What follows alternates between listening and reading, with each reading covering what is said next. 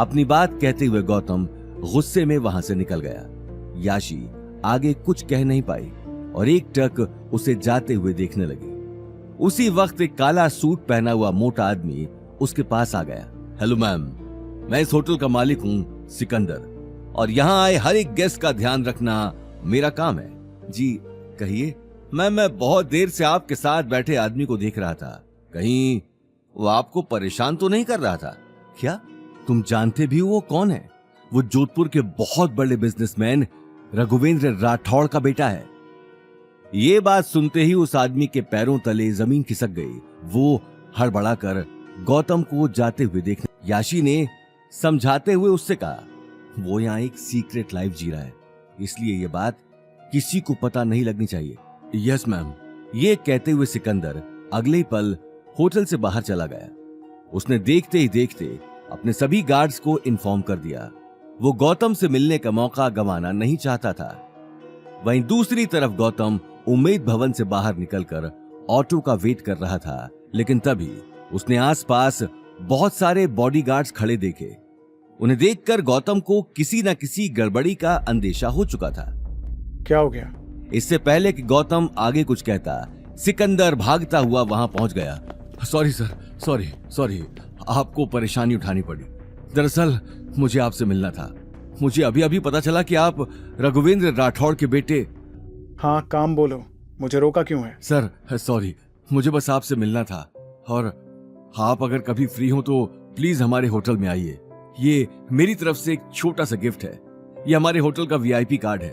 आप जब भी आएंगे आपको सारी फैसिलिटीज फ्री दी जाएंगी। सिकंदर ने ये कहते हुए एक गोल्डन कार्ड आगे कर दिया। Thank you. वैसे हो सकता है कि मैं कल अपने एक गेस्ट को लेकर आऊं, लेकिन make sure before we come everything will be arranged. Sir, आपको फिक्र करने की जरूरत नहीं है। आपके गेस्ट हमारे भी गेस्ट की तरह ही हैं। लेकिन ध्यान रहे, मेरे बारे में किसी को पता नहीं चलना चाहिए। यस सर, आप बेफिक्र रहिए, मैं किसी को कुछ नहीं बताऊंगा। गौतम ने ये सुनते ही सिकंदर के कंधे पर हाथ रख दिया और अगले ही पल ऑटो लेकर वहां से निकल गया। देखते ही देखते रात हो चुकी थी। अवनी भी अपने काम से फ्री होकर घर आ चुकी थी। वहीं गौतम के दिमाग में अब तक याशी की बात चल रही थी। डिनर करने के बाद गौतम अपने काम में लगा हुआ था। ऑफिस के काम की थकान से अवनी की भी आंख जल्दी लग चुकी थी, लेकिन गौतम हॉल में बैठा हुआ एक गहरी सोच में डूबा हुआ था। ये 1 साल तो निकल जाएगा, टाइम का वैसे भी पता नहीं लगता, लेकिन 1 साल बाद मैं अवनी को सच बता पाऊंगा कि नहीं। अगर याशी की बात मैंने मान भी ली तो डैड कभी इस बात पर हाँ नहीं करेंगे। वो मुझे 1 साल बाद यहाँ से बुला ही लेंगे, फिर चाहे मुझे। गौतम ये सोच ही रहा था कि उसी वक्त उसकी आंखों के आगे अंधेरा छा गया। रात रात भर लाइट जलाकर बैठे रहते हो, बिल क्या तुम्हारा बाप भरेगा? मेरी बेटी दिन रात मेहनत करके इस घर का खर्चा चलाती है, और ये साहबजादे लाइट जलाकर फिजूल खर्ची कर रहे हैं। महाराज, अब जाकर सो जाइए और प्रजा को भी सोने दीजिए।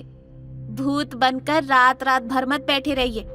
इधर कुछ हार्ट के मरीज भी हैं, यानी तो रात में भी चैन कोने विताल के जिया सर माथे बैठे गयो। गीता अगले ही पल बड़बड़ाते हुए अपने कमरे में चली गई। गौतम तुरंत उठकर कमरे में चला गया। सुबह होते ही अवनी ऑफिस जाने के लिए निकल गई और गौतम रिया को लेने के लिए एयरपोर्ट चला गया। ऑटो से एयरपोर्ट पहुंचते ही वो बाहर खड़ा होकर रिया का वेट करने लगा। हालांकि 4 साल पहले उसने रिया को देखा था। अवनी की शादी के बाद से ही रिया जोधपुर से निकल गई। उसके बाद उसने कभी अवनी से बात नहीं की।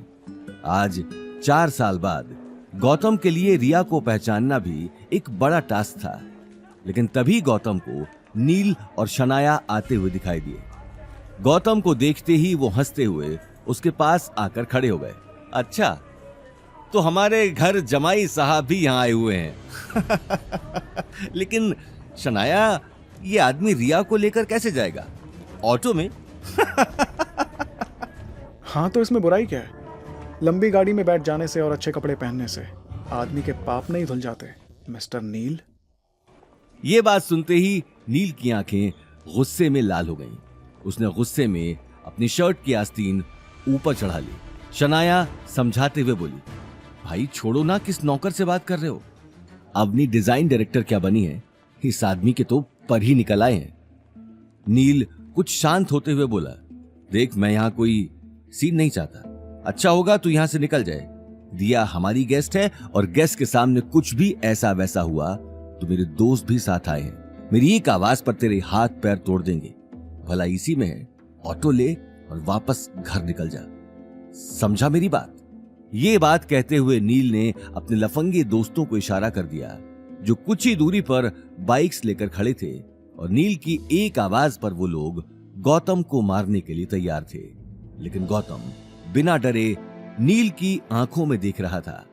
क्या दीपशिखा गौतम से मिलने आएगी? आखिर क्या तमाशा होने वाला था एयरपोर्ट पर? क्या होगा गौतम का अगला कदम? आगे की कहानी जानने के लिए देखिए अगला एपिसोड सिर्फ पॉकेट एफएम के यूट्यूब चैनल पर, और रॉयल वारिस के सारे एपिसोड्स को सुनने के लिए डिस्क्रिप्शन में दी लिंक से डाउनलोड करें पॉकेट एफएम ऐप।